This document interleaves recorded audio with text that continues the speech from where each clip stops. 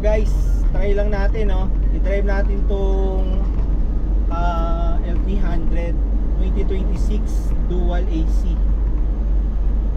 Okay, impression guys, ang sarap i-drive nito. Naka-tripod lang yung ano natin, no, yung GoPro. Kaya medyo marahan lang yung takbo. Bagong-bago pa to guys, naka-plastic.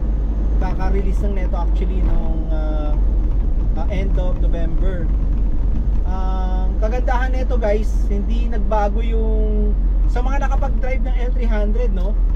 Medyo old school na kasi to, nostalgic to, lalo sa mga titos na nagda-drive dyan, no? Ang sarap i-drive nito guys, parang nasa truck, pataas siya. Unlike yung before, yung mga 4D56, kasi ang makina nito is 4in15, 2.2 siya, no, na diesel, 5 speed.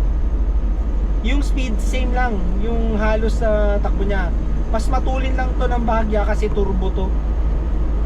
Kaya medyo compensated yung 2.2 na diesel kumpara sa 2.5 na 4D56, no. Medyo maingay lang guys, no, unlike sa Montero natin, no, na very ano na napakatahimik ng sasakyan.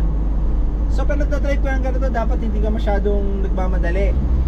Medyo dapat ano ka lang, chill lang yung takbo mo.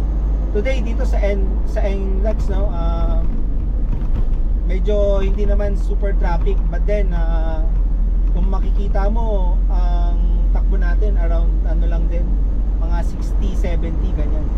So, hindi ka naman pwedeng bumaba ng 60 dito guys, bawal. Huliin ka. So impression dito sa mga nakapag-drive, nandito kasi yung cambio niya. Ngayon nakarekta kasi tayo, no, pansin nyo hindi tayo nagka-cambio, naka 5th gear tayo, so rekta tawag yan, so pinakamatipid to. Kaya-kaya na guys, kahit nag-glide lang tayo, no? So isa ito sa ano, no, quality na makikita mo talaga sa pagda-drive ng L300, no? Again, sabi ko nga, nostalgic to, lalo sa mga titos na nakakapag-drive na nito before. Nasa 30 years na to guys, no, sa market. Ngayon kasama ko yung family ko, yung asawa ko tsaka yung anak ko, nasa likod sila kasi bawal yung bata sa harap. So yun lang yung mga trade-off, no, yung hindi ka makapag, syempre wala namang ano to, no, mga isofix tether to, no, napaka-basic nito. So sabi nga nila, one size fits all tong sasakyan na to guys. Totoo yun, one size fits all guys.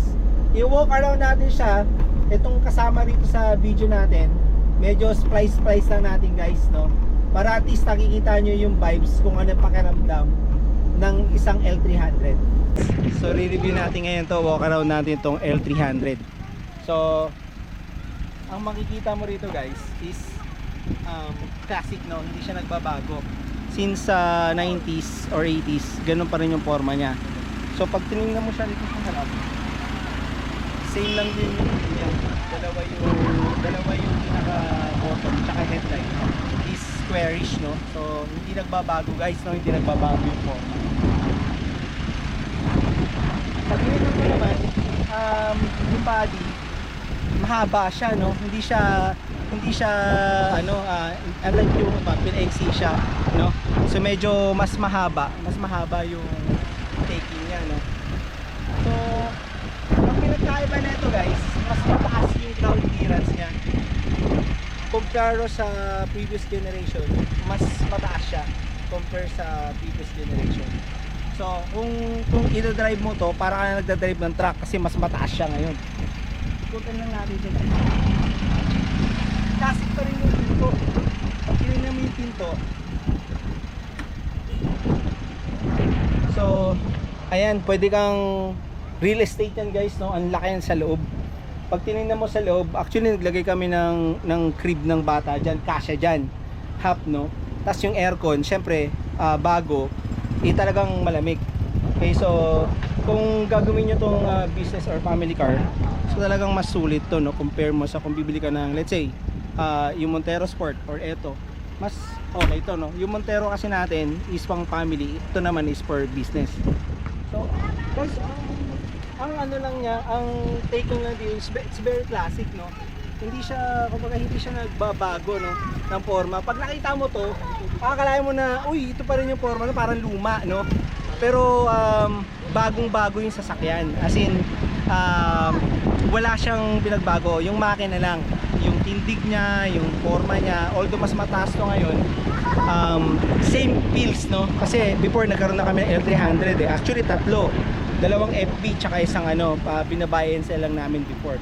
But this one, this is a brand new, no, kaya mas maganda siyang dalhin, no, yung aircon niya, yung handling niya, lahat bago, guys. So kung papipiliin kayo, Montero Sport, small car or mag L300, so it's wise na isettle mo yung expectation ng family, no. Kung pang business lang yan, kung nandun yung budget, eto na guys, no, para ka na rin naka pick up truck na aircon yung loob. Check naman natin tong no, yung harapan ng L300. So ayan guys, medyo pagpasensyahan na natin, no. Medyo medyo marumi, no. Actually may portable vacuum pa ako dito. Nagamit kasi namin to last time, guys. So ano bang pinagbago dito, no? So far guys, wala. Yung steering wheel nito, ito pa rin yan, guys, no. Simula nung 90s, no. Ito lang ang nagbago. Before that, may parang here meron diyang parang clock.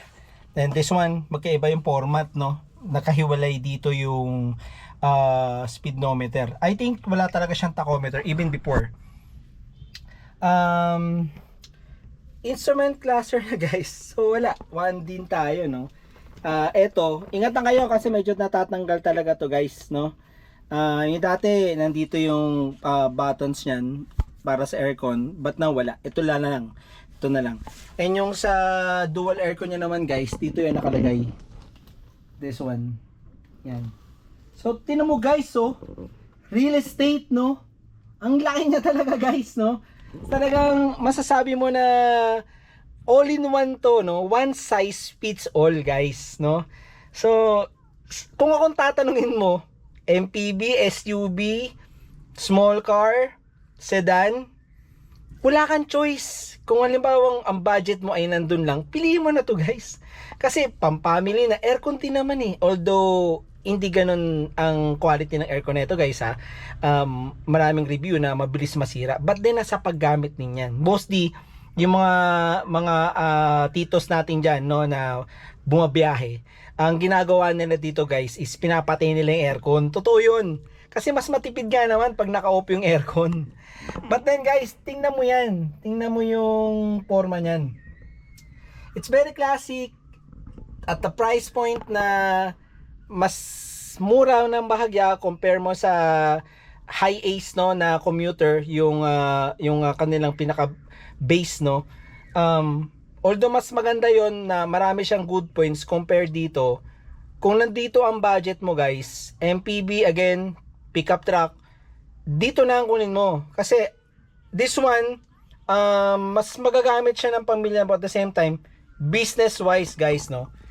Business wise. So ayan, makikita natin na ito lang halos ang ano. Ito, guys, dongle to, no, para meron na siyang Bluetooth, kasi wala siyang Bluetooth. Bumili lang ako niyan. Lagay ko na lang sa description yung link nito. And this one, binili ko lang din to sa Shopee. And syempre, kailangan mo na ito, no. And dilagyan ko lang to, guys, no, pinasidyaan ko lang yung sa likod. Kasi ikinabit ng kasa is hanggang sarap lang. Yung back camera niya, nilagay ko lang sa loob para lang at least makikita ko kung ano yung aatrasan ko, no. Yung makita ko lang at least yung meron siyang back, no. Paano ba tumunog to, no? Same lang, guys, no. Yung susi niya kasi very old school, guys. Ito lang ang susi niyan.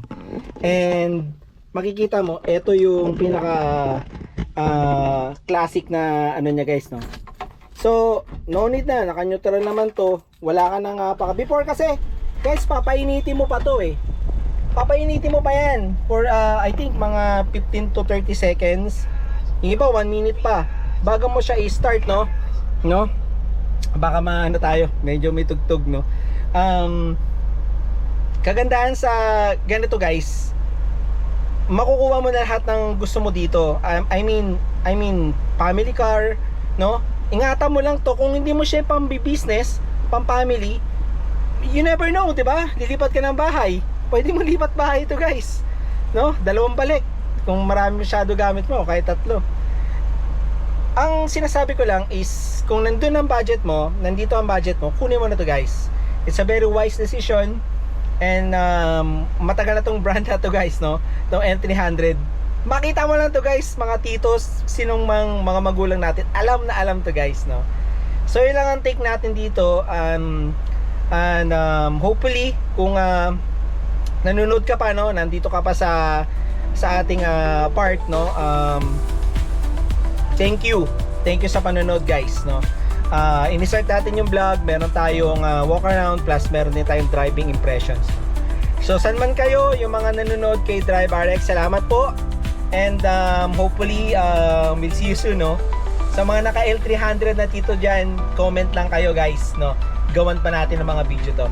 Next, gawan natin ng video yung small car natin, no, na gamit ngayon ng sister ko, yung Toyota Wigo. I-drive impressions din natin siya, guys. So hopefully salamat again sa panonood, and hopefully magstay kayo sa channel, and ingat po kayo palagi. This is your Drive RX, and I'll see you in my next one.